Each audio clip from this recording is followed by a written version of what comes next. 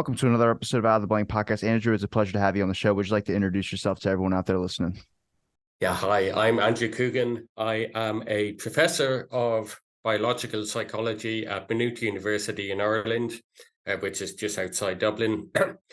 My sort of research interest is in sleep and the circadian clock and our body clocks and how that works in the real world. One of the things we've worked on over the years is sleep and ADHD, and I think we'll be talking about that quite a bit, Robbie. But I'm interested in things like how life in general impacts on our sleep and sleep impacts on our life in general. So I'm interested in things like working time, interested in things of like even like when you wake up to take medication, let's say you have diabetes, how that might impact your sleep. And also really interested in on how important sleep is for physical and psychological health. So that's a brief intro to me. First of all, I love the accent; it's amazing. But I wanted to I wanted to talk about like the circadian rhythm, the clock. I've heard that mentioned a lot, and I don't even honestly think I could give you an exact description of what that is. But also, I think it's important to talk about why sleep is important to our life and to our, mental health as well as our physical health. Yeah. So I'll start with the second question, which is about why sleep is important. We'll spend about 1/3 of our lives asleep. So just from an evolutionary point of view, sleep is obviously doing something super important or doing many super important things, or else we wouldn't spend such a big proportion of a life being asleep. When we look in the animal kingdom, basically every animal sleeps or has a state that appears to be sleep-like. So we don't think there are any animals out there that don't sleep. Now, Sharks. some animals sleep long, some animals sleep short. So we don't really know why. What's the difference? And why does something like a horse might only sleep 3 or 4 hours a day, while like a little shoe might sleep 20 hours a day. So we don't really know why that difference exists, but we're pretty sure that sleep is indispensable. So a nice way to think about it is, sometimes they start to talk and say, well, listen, tell me about something that our body does that we couldn't live without. And people generally say like breathing or your heartbeat, but probably sleep is up there with those things. Just we don't really understand what it's for. It's probably not for a single thing, so wakefulness isn't for a single thing. We don't think, well, why am I awake? Give me one reason why I'm awake. So sleep's probably doing lots of different things to allow us to sort of be awake and function well the next day. So it's a really fascinating subject because, we all do it. Some of us do it better than others. But when we do it, we enter into these different states of consciousness, and sleep, there's different types of sleep. We'd be familiar with that sort of deep sleep where we don't have sort of conscious perception. And then we've got this sort of super vivid dream sleep we have. And we enter into this each day, and we don't really think about it. It's literally been described by people as going to another dimension when they sleep. That's how strange it is. It's because it's something like you're not going anywhere. You're staying in your bed, but in your mind starts doing its own motion pictures and things of that sort. Where it creates narratives and scripts like it's a whole other life you're living.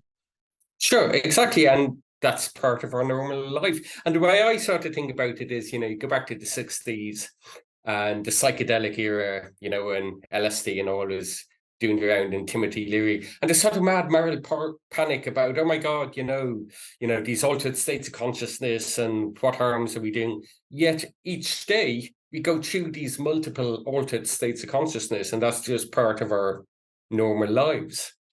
It's so routine. It takes us to step back and think about, wow, that's pretty amazing that we do that. Has there ever been a certain diagnosis or a certain criteria that, like, obviously they say 6 to 8 hours an average person needs for sleep, but I feel like now in today's time I'm seeing it a lot more frequently, is that people either put that they can sleep kind of in a spectrum, like they can sleep during the day or they can sleep at night, but they always sleep either. It seems like the hours are getting shorter. Like people, I'm like a 3 hour type of guy that gets when it gets sleep, but some people talk about 6 hours, maybe even five.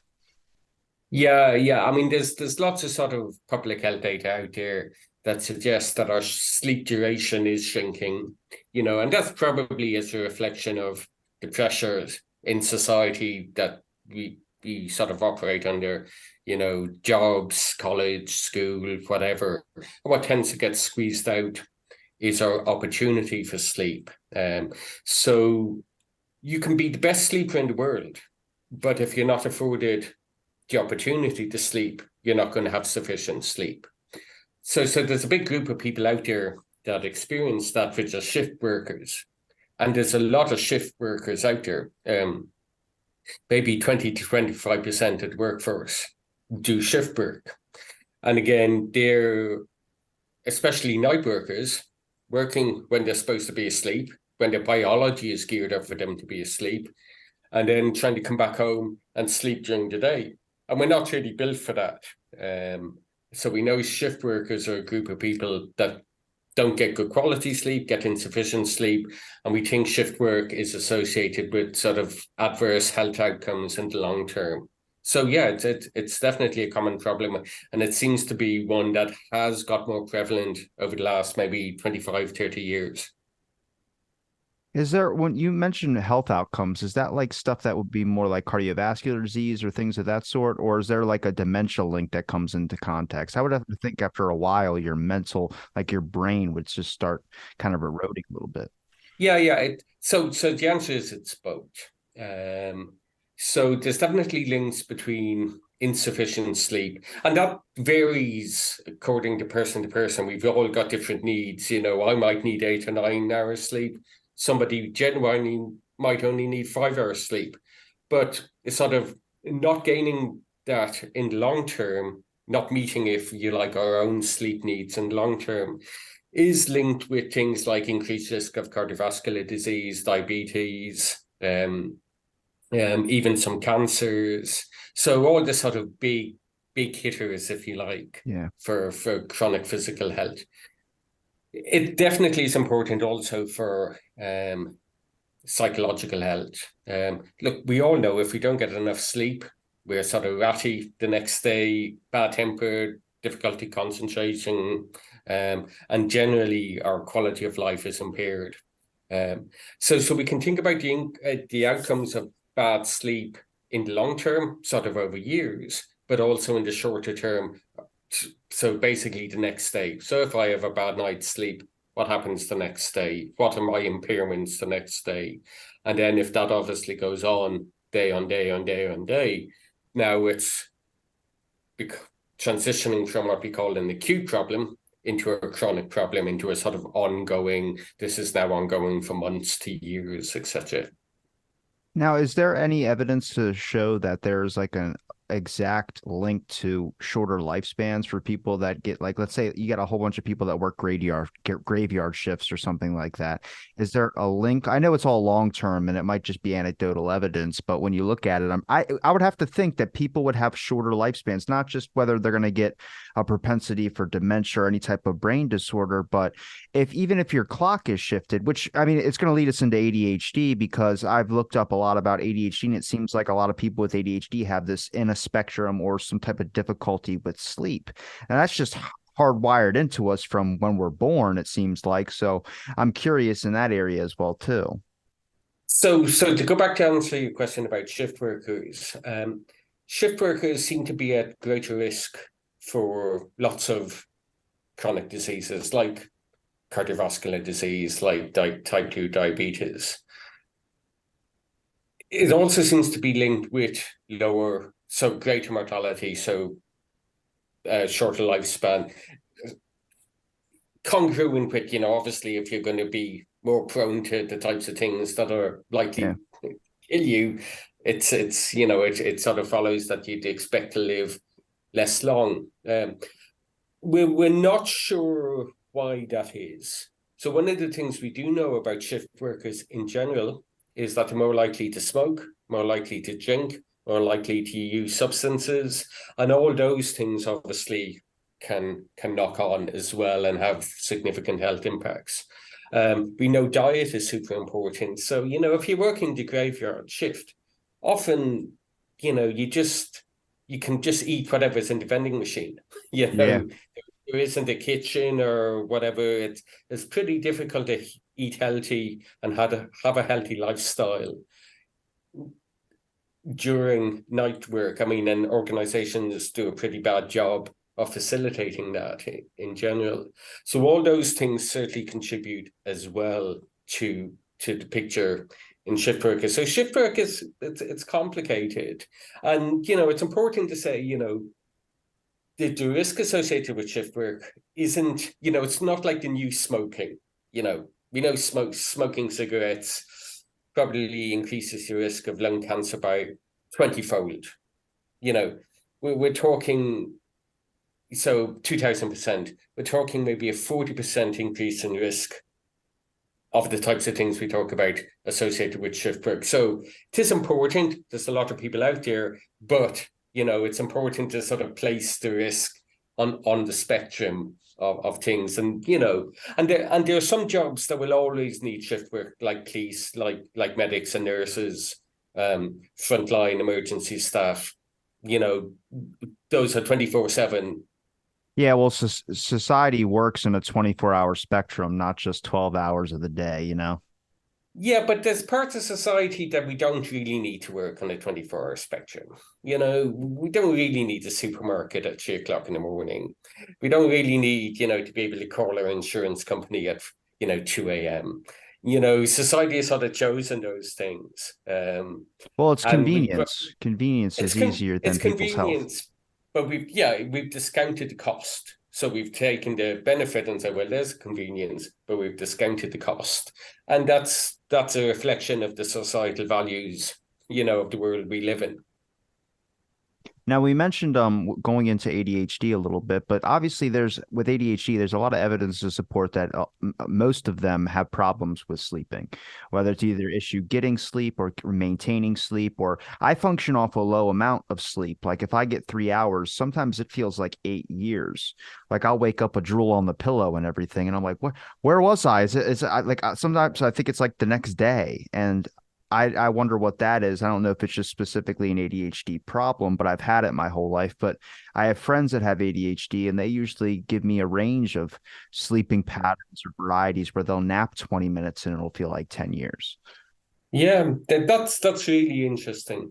So look, we know ADHD, like lots of other sort of psychiatric and psychological diagnostic, boxes, is associated with high levels of sleep complaints. Now,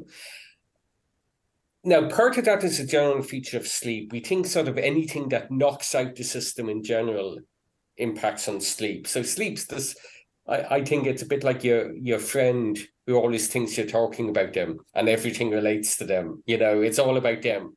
Sleep's a bit like that. So anything that sort of puts you out, either in your mental life or your physical health, tends to be reflected in poor sleep. But I think there's something much more fundamental in ADHD. So we just did a study in just with colleagues running a clinic for kids with ADHD. And they found that 85% of kids attending their clinic had at least one sleep disorder. And that would be a pretty consistent finding on other studies as well. So there definitely is a very high burden of sleep problems associated with pediatric ADHD. And then when we look at those people who have ADHD as kids and then go on to have the condition into their adult life, which is about 50%. Yeah. We find again high levels of sleep problems, so high levels of insomnia, high levels of other sleep disorders. But the really interesting thing we found sort of in our studies, and lots of other people have found, and I think this is slightly different in ADHD than it is in the other types of conditions we look at. One of the really consistent findings we tend to see is that people with ADHD have a later pattern of sleep and wake. So this is something we call chronotype, which is a preference for going to bed early in the morning, it's sort of early in the evening and waking early in the morning, through, which is a sort of morning preference, through an evening preference, going to bed late at night and getting up, late into the later morning or early afternoon or whatever it is. And we find that ADHD in adults is definitely linked with a move towards eveningness. And that's quite consistent, and lots of other people have found that. Now, we don't really understand why that is, but it seems to be super consistent. One of the other things and other people have found a lot of in adults with ADHD is something we call sleep onset insomnia. So insomnia in general is a really common sleep disorder. About 10% of the population have chronic insomnia. And we define chronic insomnia as difficulty falling asleep, staying asleep, or having unrestorative sleep, i.e. waking up still feeling tired and groggy and all that. And that's ongoing for most days of the week for at least a month or more. So there's lots of insomnia out there. But people with ADHD, or adults with ADHD, probably have 3 times the rate of chronic insomnia that the general population has. One of the things we see that seems to be super common in people with ADHD is a difficulty falling asleep, which we call sleep onset insomnia. We think that might be due to that shifting chronotype towards eveningness. So your body clock is basically telling you, no, I don't want to go to sleep yet. I'm not scheduled to go to sleep for another couple of hours. So it's pushing us later and later. And therefore, if you're trying to sleep against that, you're thinking, well, got to get up for work or whatever. Now you've got a conflict, and now you're finding it difficult to fall asleep, because really for the optimal sleep, we want all the factors to align. We want to be sleepy. We want our body clocks to tell us it's time to go to sleep. We want to have the opportunity to go to sleep. We want a nice, quiet bedroom and all of that.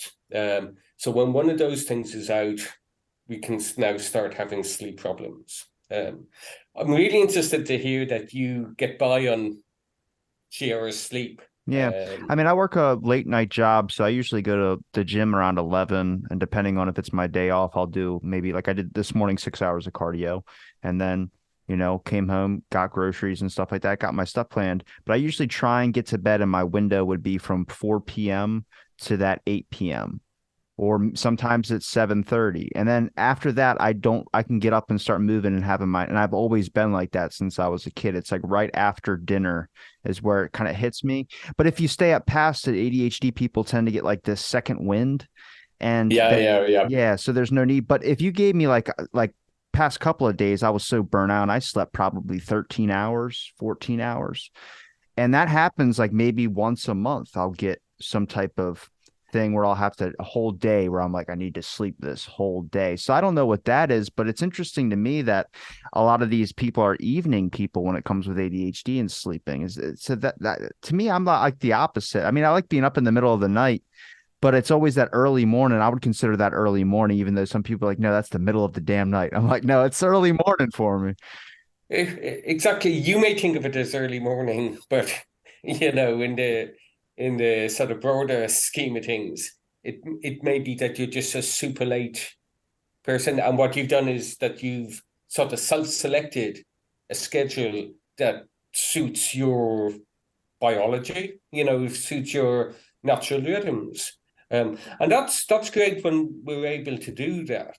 The problem obviously then gets if we look at people that are not as free to sort of select, okay, when I work, when when you go to the gym, when you do whatever. So if you look at sort of high school kids, and high school kids, and especially in the States, I mean, that's, where school times can be super early, like half Yeah. 6 or 7 a.m. It's I like mean, that's 6:30 or 7 a.m. and most of the kids don't go to bed until like 1 a.m. yeah. I mean, that's nuts because adolescents actually have their body clocks shifted late. It's not them being lazy or anything. That's just the way their biology works. And then when they sort of move into adulthood, most of them sort of move back a bit more morningless. So we're taking the group of people, who are least suited to getting up to being in school at 7 a.m. and we're making them go to school at 7 a.m. So it's when the conflict between our sort of preferred rhythms, but then what society or what we need to do, when that becomes a conflict, that's what we think is probably a problem. And certainly through our own research, when we've looked at day-to-day rhythms in people with ADHD, most have fairly regular, not terrible, but sort of shifted like 2 hours later than their sort of controls, their comparators. But occasionally we would, it's certainly not rare to have a very unusual rhythm, like sort of you're describing for yourself. We've certainly seen examples of that, and we can pick it up just in the activity tracker data.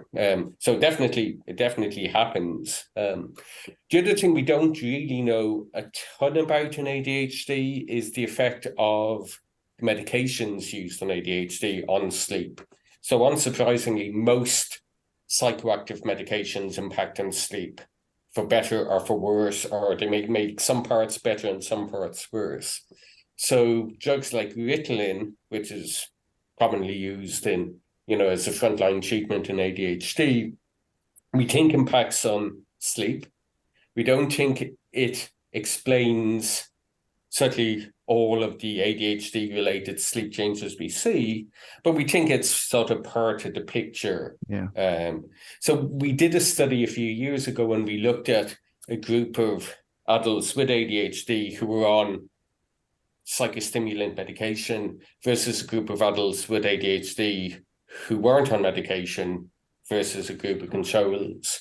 So we think there is an effect of the medication, but there definitely is a ADHD alone effect, which is probably, much bigger.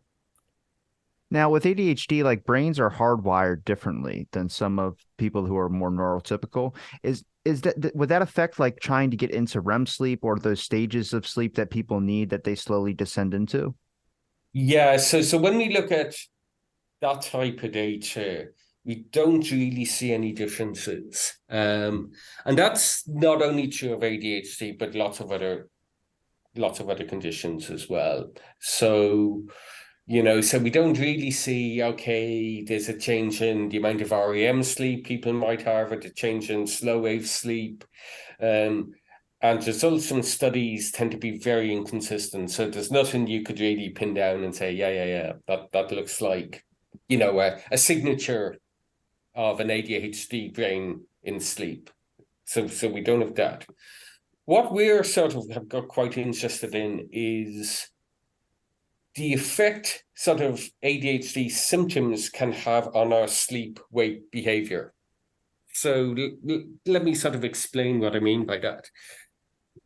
We make decisions about when we go to sleep, unless we're super, super sleep deprived and super sleepy, we don't just fall asleep on the spot. We can sort of make a decision. I'm going to go to bed now. I'm going to stay up another couple of hours. And we sort of, in doing that, we weigh up the risk and reward. Okay. Some might think, okay, I'm, going to watch another episode of The Witcher or whatever on Netflix. Yeah. But now I've got to go to school or go to college or go to work tomorrow. And I might be really tired. And it's how we sort of make that balance between the risk and the reward. But one of the things we know about ADHD is that what we term time preferences are quite altered. So people with ADHD in general much prefer rewards now versus rewards in the future, or they discount the future cost of things. So something we call temporal discounting. So, I'll give you $5, but you've got to give me $10 back next week. And people with ADHD would be more likely to say, Grant, I'll have the $5 now, you know. Well, the next week doesn't even exist. It immediately goes out the window. Yeah, exactly. You know, you're thinking about now, you're not as much focused on the future as other people would be. So I'm sort of think that's a really interesting thing about, well, how do we make decisions about bedtime and how do we make those calculations? And why that partly explains some of the late night effects we see associated with ADHD. And then one of the things we know happens is that light in the evening will push our biological clock even later. So we're now in this sort of loop where if I stay up watching Netflix till 2 a.m., well, the light probably coming from my telly and the room I'm in is actually going to act on my brain through my eyes, and it's going to push my body clock to be even later. So now we've got this sort of cycle where we're pushing ourselves later and later. So our behavior is now influencing our biology. And now we're in this sort of cycle. So I think that's interesting. I think one of the things we come across, you know, and it's a classic hallmark in ADHD is what's termed executive dysfunction. So our, you know, people's ability to plan and to organize. We think that's probably quite important. Certainly, probably for younger kids more, you know, how you wind down for bedtime, how you sort of, you know, tune out those racing thoughts, and sort of do relaxation into bedtime and sleep onset. And we think probably that that's another thing that's really important, especially for kids, and the ability, you know, for smaller kids to just be able to deal with the, you know, the emotional residue of the day and just deal with that before you're trying to sleep. Because we know one thing, and this is true for everyone, you know, that sort of racing mind thing, staring at the ceiling, thinking about all the things that have gone wrong, or all your worries, or what we term rumination. That's a key thing that we know is super important in predicting insomnia. It's definitely one of the things we don't want to do. So we think sort of classic ADHD features can impact on sleep, just in that sort of cognitive and behavioral way. So even if the sleep systems in the ADHD brain were exactly the same as the sleep systems in the non-ADHD brain, just the behaviors and the thought patterns associated with ADHD may make the sleep different, if that makes sense. I think with ADHD symptoms, obviously there's many subtypes. I have the hyperactivity and many other factors that are a hindrance to trying to get sleep, but also with the lack of sleep, my hyperactivity goes down a little bit. So then when I do get that day where I do crash really hard, but overall sleep is the best thing because with ADHD, there is a large amount of emotional dysregulation. Like either we experience things at 10 times what a normal person should be experiencing, like depression or anger or sadness or all this.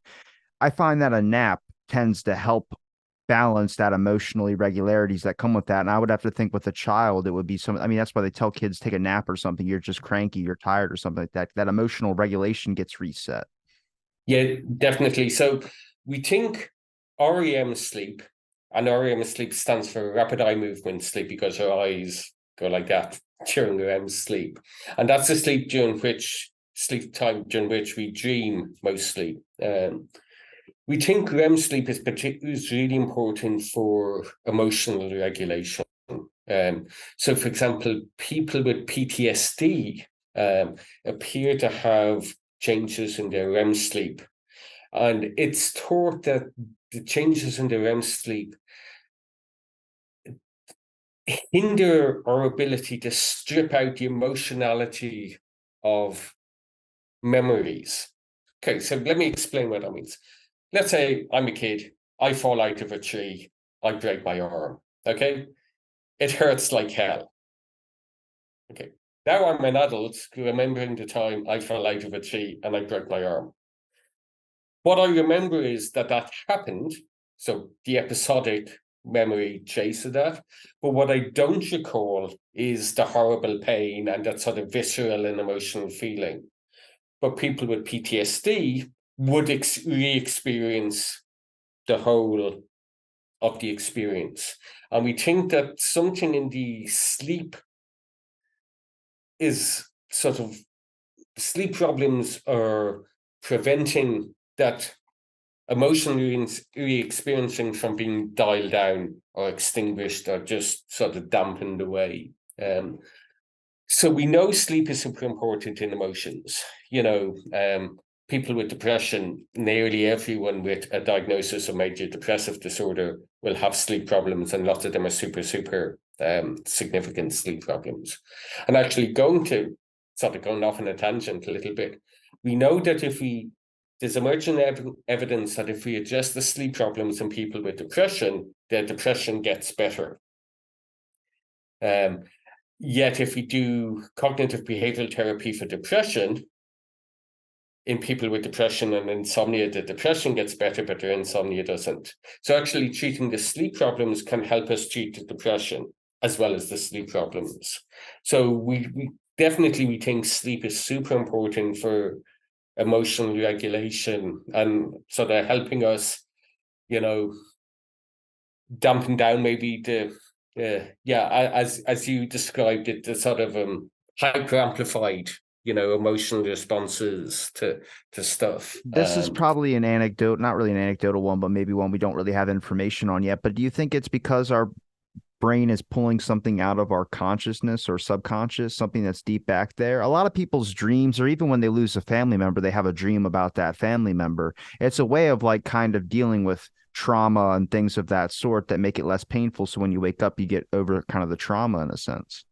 So we don't really know what dreams are. So, They're awesome, is what they are. yeah. But we don't really think about dreams in the Freudian sense that they have some literal type of meaning. What we think dreams really are, they're fragments of information being shuttled around our brain as we sleep. So when we sleep, what our brain is doing, it's processing what's gone on during the day, So one of the things our brain has to decide is what we remember, what's important to remember, what we can just forget about, sort of show that away.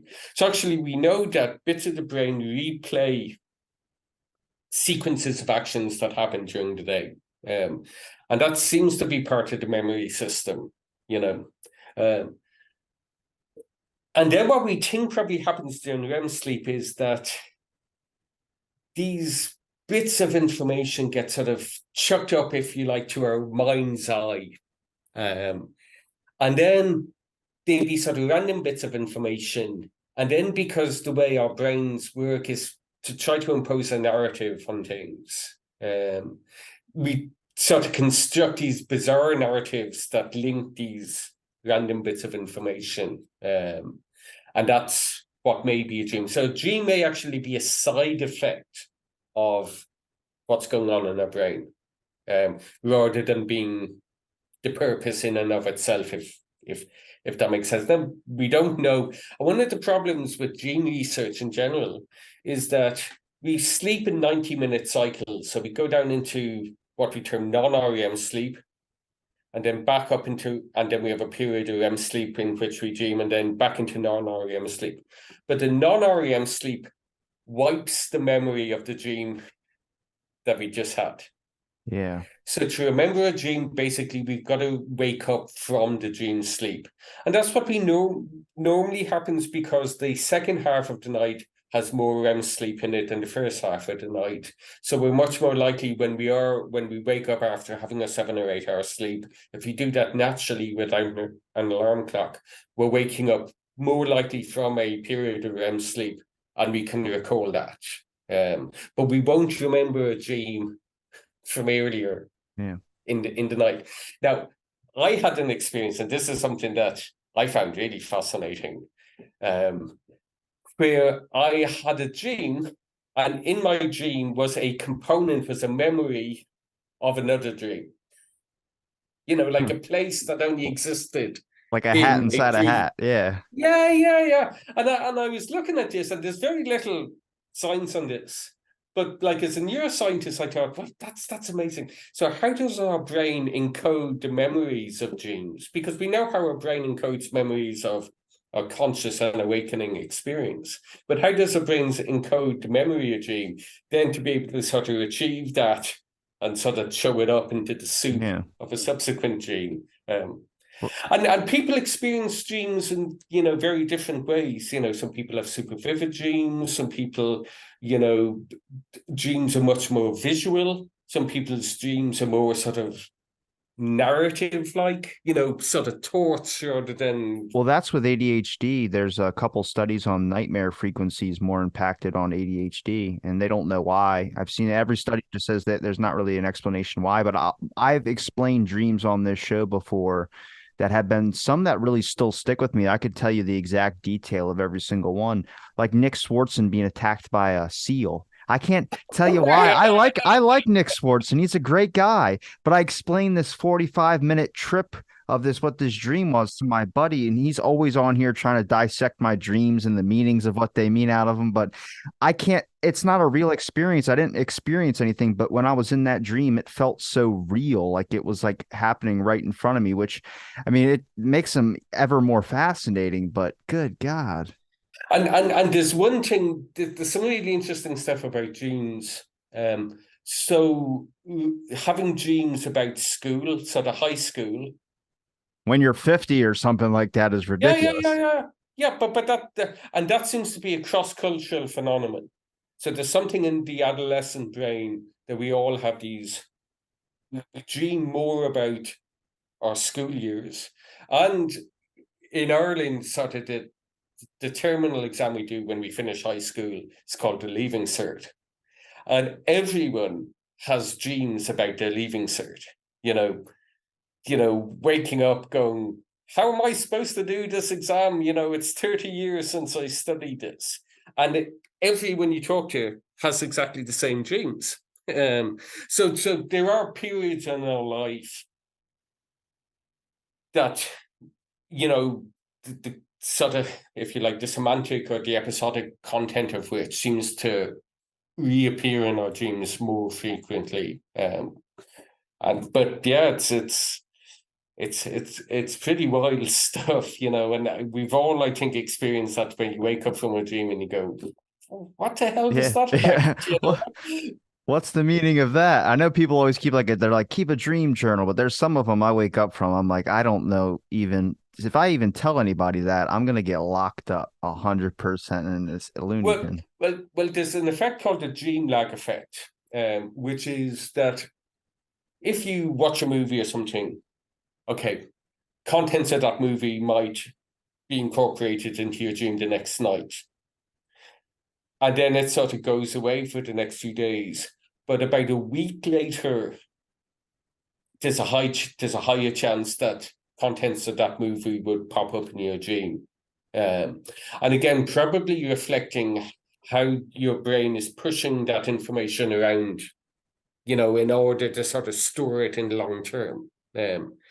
So I think we all, you can fall asleep and have a dream, and there's someone that you met the previous day, and you say, okay, that's why I dreamt about them. I met them the next day. At a week's remove, it can seem a bit odd, but that's an actual effect. But there's stuff, that pops up, and you go, man, what was that about? Is there actual science to show that those like white noise machines and all that really help with people getting sleep? Yeah, that's a good question. So my wife uses a white noise machine. There have been a couple of recent trials on those which are supportive of the idea that they can help. Again, not particularly clear why. So one of the things we think people who have bad sleep tend to do is have something called sleep attentional biases, which is basically their brains being hypervigilant for anything that is going to be perceived as a nuisance, and impacting on their sleep. So could be the cushion being, your pillow being too hard, too soft, the mattress being too hard, too soft, the duvet being too warm, the duvet not being warm enough, the temperature in the room being too hot, a sliver of light coming into the side of the curtain, anything like that. And we think that people's who have poor sleep, the brain is sort of hyper-tuned to those things. So it's going to find something in your environment that's going to sort of make it annoyed. And maybe the white noise sort of blanks that out, just provides a sort of constant, that it might be that the constant noise is better than the occasional noise. Yeah. So if you had a really quiet bedroom and then, something clatters outside or something happens, that could be more annoying than a constant noise. Now, maybe to do with the frequency or lots of other things. And so those things may be more effective if you live in a sort of super quiet area, rather than, maybe if you live in a major city on New a York next to the subway track or something. exactly. You're just used to that, and you're not going to notice. So there is some evidence, and for a lot of this stuff, as scientists, we look, is there evidence that this stuff works or doesn't work? And often stuff works and we don't really know why it works. We should be upfront about that. But there are things like these white noise machines where there isn't a ton of evidence. But look, if you try it and it works for you, great. Yeah. And I can't say that enough. We're all individuals. We talk about averages a lot, like the average adult needs 7 to 8 hours sleep. Okay. That's true, but who's average? So we have people out there that certainly can get by on 5 hours sleep, perfectly fine for them. We've got people out there that probably need 9 to 10 hours sleeping on average. If it's working for you, it works for you, and, I think it's really important for us not to talk ourselves into having a problem when we don't have a problem. I must say, I really respect when someone tells me that they don't know something, because then I'm like, okay, cool. What's your thoughts on it? I like to get the person's perspective on it, but like, there's a lot of things. Like, obviously, it's an individual case by case basis. I mean, you can't judge the whole world. There's some people that really work off 2 hours. There's some people that need like a full 10 or 15.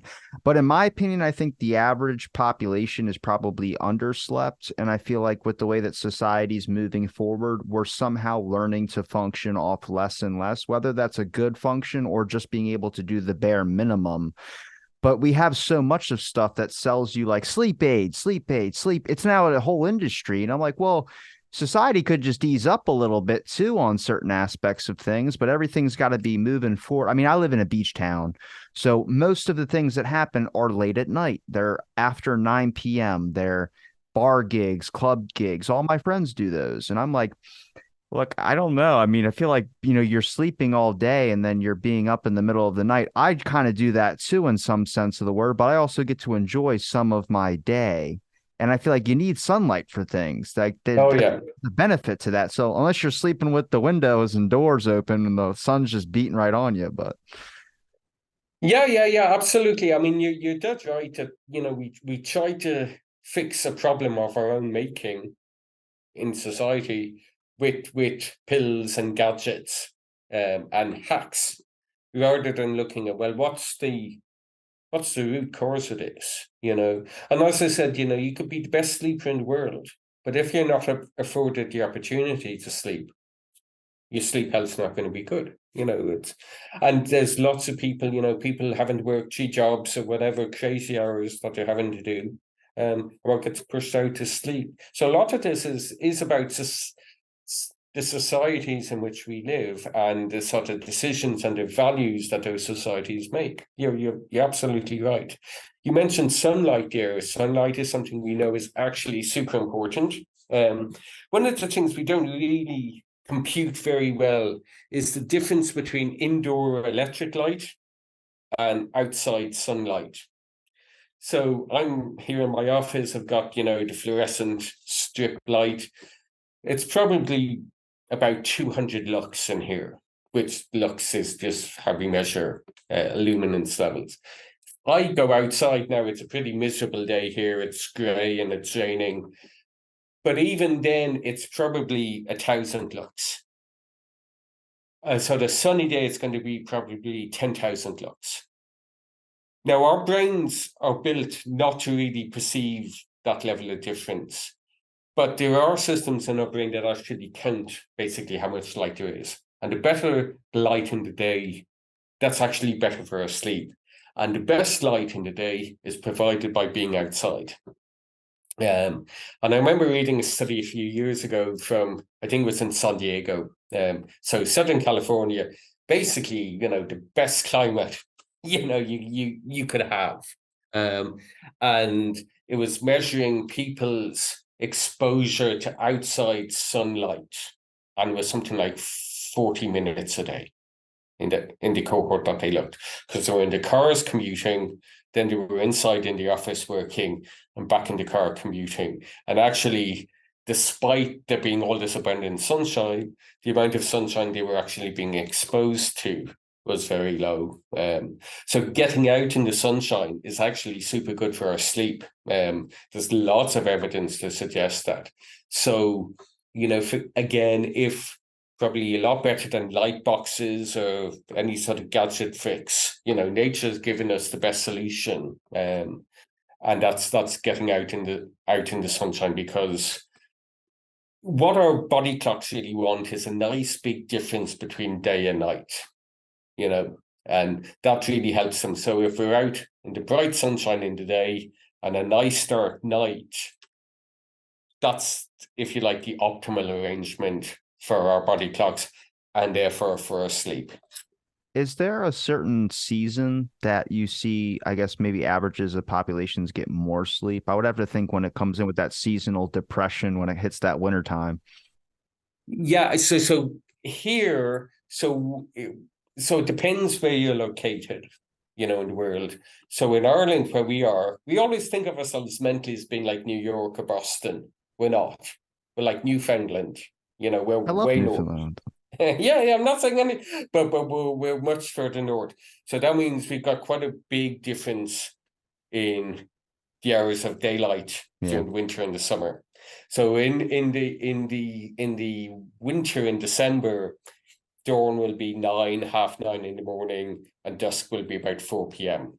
So we've got only about Damn. 7 hours. Yeah, we've got only about 7 hours of sunshine in winter, but we have about 16 hours of sunshine of daylight in the summer, you know, June. So we've got super long summer days and very short winter days. What we find in studies in Northern Europe is that there is people sleep longer and later in the winter. And that probably makes sense in that our body clocks are probably synced to sunrise. And as sunrise gets later and later in the winter, we tend to sleep later in the winter. Probably partly due to things like, you know, we don't have sunshine coming in our blinds, you know, at 6 a.m. in the winter. So our rooms are still dark when we're awakening.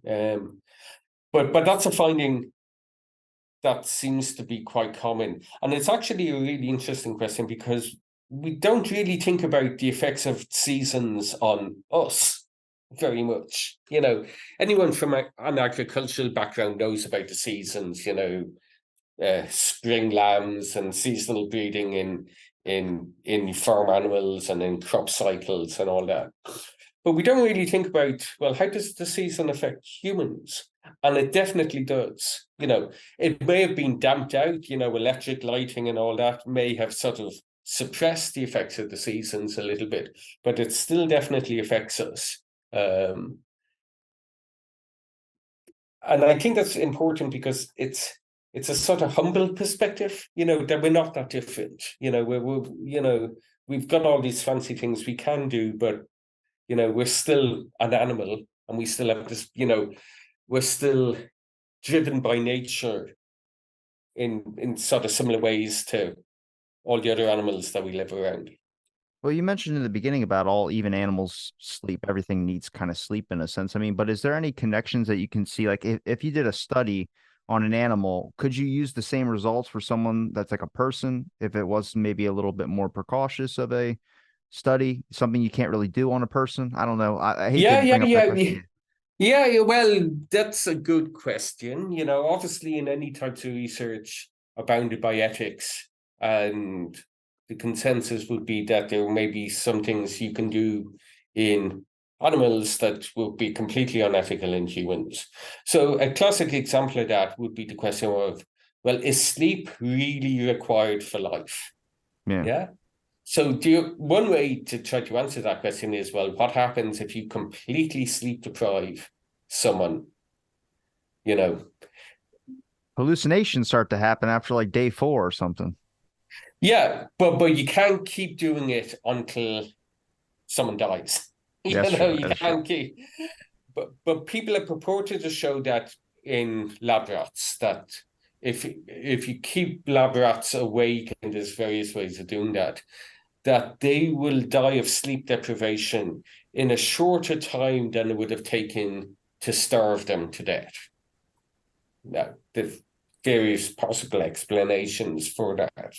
Um, so, so there are some ideas that maybe you can test out. Again, probably these are experiments going back 50, 60 years Yeah. ago. I'm not sure anyone would be doing them now.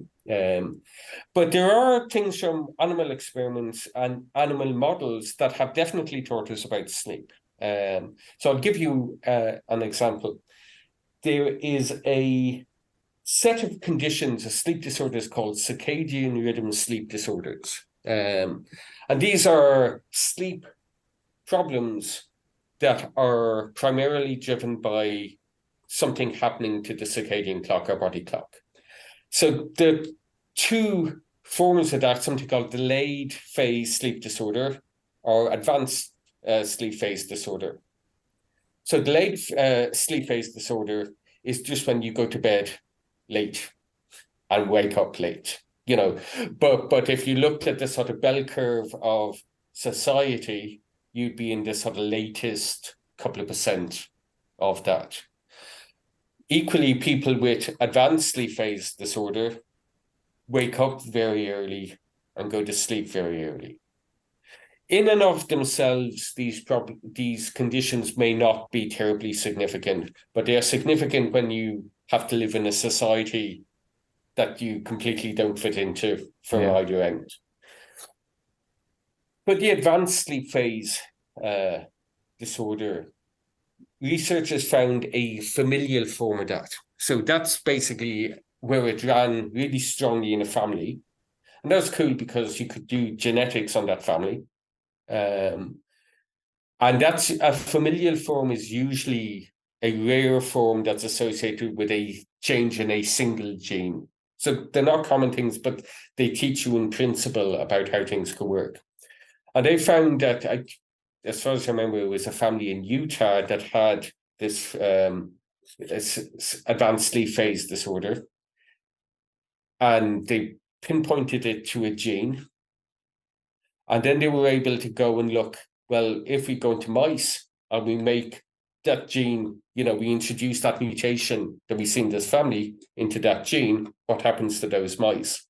And what happened to the mice is that they had the same advance in their circadian rhythm. So the effect was the same in the families with this circadian rhythm sleep disorder than in the animals. And then in the animals, they were able to figure out, well, at molecular level, well, how is that doing it? How is that gene speeding up their circadian clock, making it run a bit faster than it should? And we're able to sort of tease that out. So there are some cool examples of where we can directly learn. And nature is amazing. Nature, there's so many sort of natural experiments out there, and there's always a creature evolved to do something really weird and niche just through its own evolutionary history. And we can learn about stuff by looking at those. by looking at those animals. You might know this answer to this question, but I just think it's a really, really good question. And it goes back to the seasonal thing. But is there any evidence to support or anything that you know of that people sleeping outside, like camping or doing something of that sort, has a different impact than someone that's sleeping in their house or something like that? Yeah. So this guy in the University of Boulder in University of Colorado in Boulder, and he did exactly this. A really neat experiment. So he took like a group of students living in halls and dorms and whatever, and he brought them out camping in the Rockies for a number of weeks, and he measured their sleep and their rhythms and all this. And what happened over the weeks out camping is that their rhythms really started to synchronize with the sun time. So they started to synchronize to dawn and to dusk. So illustrating the impact that sort of all our electric lighting and our social schedules have. But you can take those people, plop them out in the Rockies, and pretty quickly they sink really back into the solar rhythm, if you like, which is probably how all humans lived up until maybe 150 years ago. So definitely. And another group of people people have been interested in is these sort of Aboriginal peoples, so sort of tribal people living sort of Aboriginal life, hunter-gatherer style lifestyles. And there's been some really interesting studies looking at these tribes and looking at sleep in them, because they don't have electricity. So they're again living the type of lifestyle that probably all humans lived 100,000 years ago or so, and looking about, well, how does their sleep look? And the sleep, what's interesting is the sleep looks not completely dissimilar to sort of modern Western sleep, if you like. They sleep about 7 hours a night, but they're much more synced into the dawn and dusk. They're the key sort of time cues in their environment. And we even know that, in the States, if you go to New York City or LA, and you look at sleep-wake rhythms they're going to be quite different than if you went to Iowa or Wyoming, to really rural communities, because we know that the rural communities are much more synced to solar time, to sun coming up and some sun going down. There's a question I had about caffeine and how it might impact sleep. It actually has the opposite effect with people with ADHD. With some people with ADHD, caffeine can actually make them sleepy. If I drink an energy drink, I can go right to bed, and that's actually how I can get a couple hours. So I'm interested because we're in a society that obviously uses coffee. America runs on Dunkin' or whatever you want to say, any of these slogans, but there's a lot of people that are like, I can't do anything without a cup of coffee, or I need a cup of coffee. And I just think, I mean, what does that do? It keeps you up, obviously, but maybe you're not supposed to be up when you want to be up. Yeah, I mean, the evidence on caffeine is a bit, I could never make much sense of it. So the idea of caffeine maybe took why it was taught to sort of promote wakefulness. So one of the ideas in sleep science is that we have what's termed the sleep homeostat. Okay, that sounds complicated, but it's a really simple idea. And that's the idea that as soon as we wake up, we start accumulating sleepiness. And the longer we're awake, the more sleepiness we've accumulated. So it's a bit like an egg timer, and you just flip it over and the sands start running. We don't know what the sleep homeostat is, how it works. So one of the ideas, well, it might be some type of neurochemical or something in the body or in the brain that accumulates during wakefulness, and the longer we're awake, the more it will have accumulated. And one of the candidate neurochemicals was something called adenosine. And this is where caffeine comes in. So the idea is that the longer we're awake, our brains would have more adenosine in them. And that adenosine would make us sleepy. And therefore, the more adenosine we have, the sleepier we would be until we sort of tip over and fall asleep. Caffeine is an antagonist of adenosine, i.e., it blocks the actions of adenosine. So the idea was that the caffeine would prevent adenosine that we've accumulated by being awake from actually tipping us into sleepiness. Whether that's really true or not, I'm not sure. This is an old idea. It's been around quite a while. We have lots of guidelines on caffeine and sleep, sort of try to avoid it for a number of hours before trying to sleep. I'm never terribly convinced by the evidence for or against that. There's a lot of junk science done on caffeine in general. Every so often, you'll read a New York Times article that, having 9 cups of coffee a day helps you live longer, will kill you in the next 2 years, whatever it changes with every article you read. So I'm not sure. And again, it probably comes down to, if it works for you, right? I think, sometimes people get a sense, I think I'm okay, but I read this and it says what I'm doing is wrong, so maybe I should stop doing it. But look, man, if it's working for you, and sleep's something, it's not, if you have a problem sleeping, or if you don't. So it's not something that is not observable. You can observe it in the sort of here and now. So the caffeine story is one I've never really been able to figure out, which is the long and the short of it. I'm not sure. So look, have your caffeine if you want to have it, and don't if you don't. This is from your personal perspective, but what would you consider the most beneficial thing for sleep, and obviously the most detrimental thing for sleep, whether it's just a lifestyle that people do, like either being on the cell phone, having a 60-inch TV when the room's the size of a bathroom or something is probably not the best option if you're trying to get some sleep. But I would consider, I don't know, some of these technologies I see, I bet there's probably evidence that it helps, like we talked about the white noise stuff, but like a certain pillow or $800 mattress, I'm like, I don't know, I could sleep on the floor still. Yeah, I mean, I can sleep anywhere. I'm telling you, I've slept in airports and whatever. So,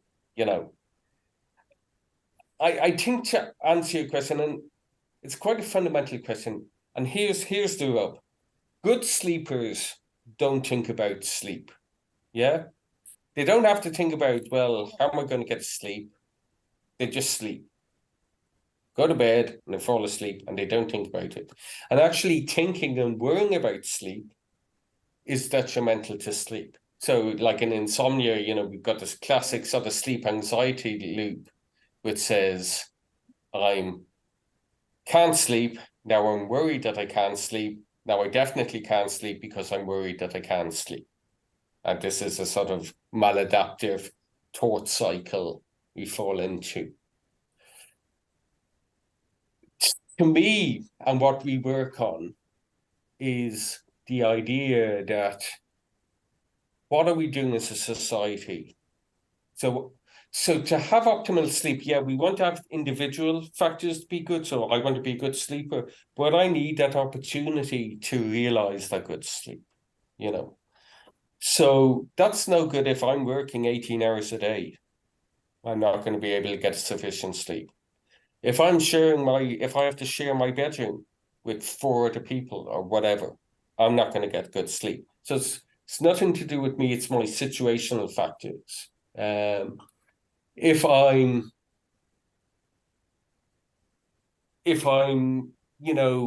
have experienced trauma, and the sort of high levels of mental distress, we know that's going to really impact my sleep.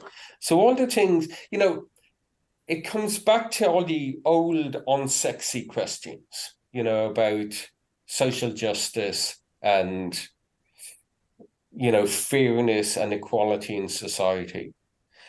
And what we find a lot of in the societal discourse is, no, we don't want to talk about that stuff. We want to blame cell phones or Twitter or Netflix or whatever, We want to ban, if I read another article about banning smartphones in schools or whatever, okay, it may be part of the puzzle, but it's a minor part of the puzzle. The big parts of the puzzle are the stuff we know about, and that the stuff we've known about for years, but that's the stuff that's difficult to challenge and to capture. And in sleep science as a whole, and in sleep medicine, it's really come to the fore now over the last maybe 5 years that sleep is a social justice issue. Some of us have the luxury of being able to afford, if you like, the best sleep options available, but lots of people don't, So again, if you're living in a crowded inner city area with poor housing stock, noisy, light pollution, hot, and this is probably going to become a really big thing with climate change. We know poor, heat sinks within cities tend to be poorer neighborhoods. So all those things are going against you. So the people with the biggest amounts of socioeconomic challenge to begin with are also have the most challenge to their sleep health, which then probably knocks on, so now we're in a vicious circle as well. So Creates a to me, cycle. yeah, it's a cycle. It's like other aspects of poverty and socioeconomic injustice. It's a cycle, and it's part of that. Obviously, there are individual factors as well, but again, there's often in society or in westernized societies, there's a tendency to focus on the individual factors and to nearly victim blame and say, well, what are you not doing to make the best of your situation, rather than focusing on the situation in the first place. So to my mind, that's the biggest thing. And we could, and you've been mentioning why, earlier, sleep duration and sleep quality getting worse and worse and worse with subsequent years. Well, why is that happening? We're not changing as fundamentally human beings, we're the same people we've always been. What's happening is our societal factors are changing, and we're sort of eroding the things. And sleep is one of the sort of bystander casualties, if you like, of that. So I think, in my view, that's the biggest factor available. So one of the things, just to give an example, here in Ireland, we've got record numbers of people now, of adults, so people in their 20s and into their 30s, now continuing to live at home in their childhood bedrooms because they're locked out of the property market. Rents are so crazy. It's $2,000 a month here where I live. Yeah. It's the same here. It's the same here. So now we've got 500,000 20 and 30-year-olds living in their childhood bedrooms. And again, that's nuts. And one of the reasons, but we can even view that as a sleep problem, because now you're not living to your rhythm, because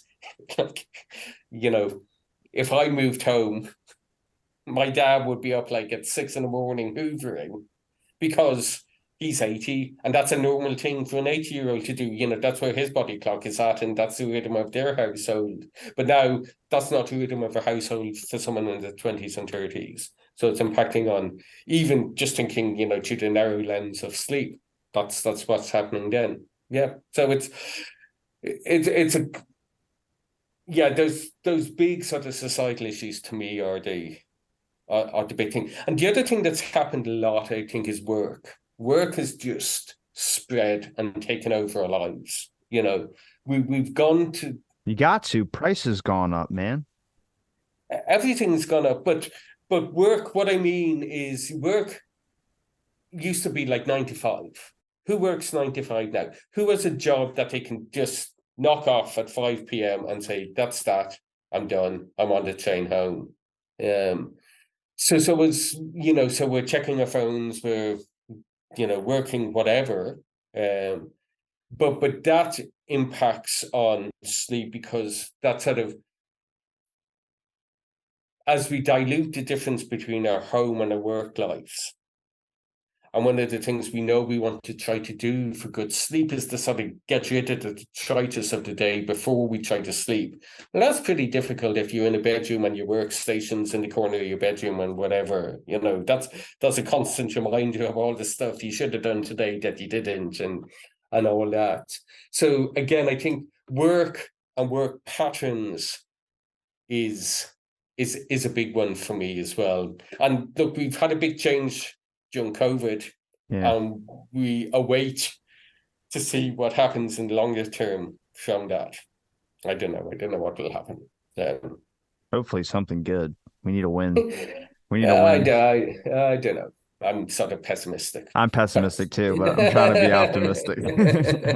Andrew, I appreciate the time you gave me to talk on my show, man. You've given me enough of your time, but is there a place where people can find any of your links? Do you have any social medias, websites, books, anything? Yeah, so I'm on Twitter at Coogan Lab, or if you just put me into the Google machine, Professor Andrew Coogan, I'll pop up at Maynooth University here in Ireland.